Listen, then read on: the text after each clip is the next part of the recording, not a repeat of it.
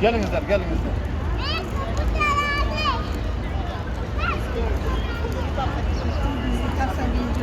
Kulak salıp durumuzlar Tugan'da. Buna Medine Münavvara'da Peygamber sallallahu aleyhi ve sellem mescidine geldi. Bizim girişimiz Bulcak'ta gördüğünüz üzere girişimiz bunlar Cetin Çeşik'ten giriyoruz. Düşündüğünüzler var.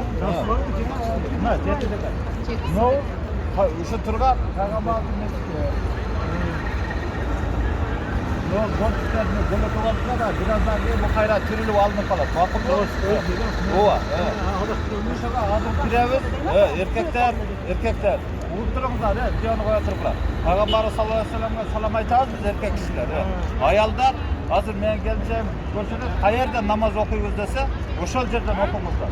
Gözünlerçe ketip almaklar, adaşıp etesler, çok olup etesler. Bakyadan bakıyor.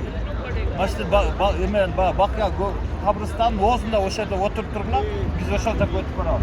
Dua kılıklar, salam aytkılar o şeyde. Neçte girmeden bundan da yerine namaz oku o şeyde otururlar. Şunumuzda kettik artık. Assalamu aleykum.